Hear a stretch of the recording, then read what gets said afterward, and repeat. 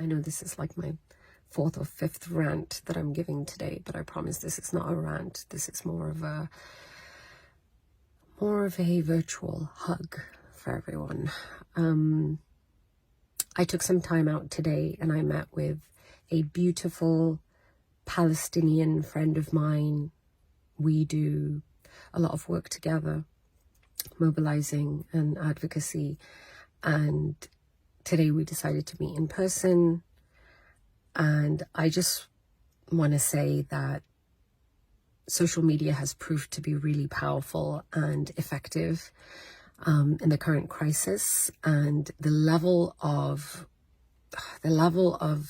movement and mobilization that I've seen on social media, and the way the narrative is shifting, and the power in your voices is like, it gives me chills just thinking about it. It's been amazing. And a lot of us only know each other from social media, or only know each other from these virtual spaces that we work in. But I cannot stress how important it is to be physically in the same space as some of these people that you are working with and mobilizing with, especially the women.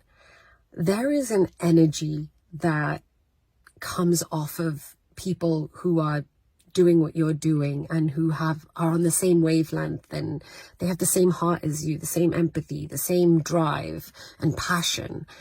And today, being in the company of this friend of mine, you know, her energy, it kind of like fed my energy, and it uplifted me, and it gave me, it just kind of like revived me in a way that I didn't even realize I needed to be revived. So this is just a reminder to you to take some time out, as busy as we all are right now. Just take some time out to meet with these people you're working with, give each other hugs, talk to each other, feed off of each other's energy. You know, these virtual spaces are amazing. They're proving to be very powerful.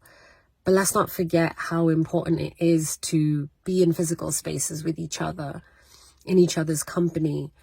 You know, we can't set aside this biological need that we have. You know, we actually have a biological need for hugs. I talk about this in my gender studies class all the time, about how boys and girls, men and women, we actually need physical touch. And sadly, you know, toxic masculinity has made it so that, you know, especially in the West, men don't really get that same touch. You know, they don't hug, they don't hold hands like they do in many other parts of the world. So that's a loss. That's a loss for a lot of men, even though that's a biological need for them.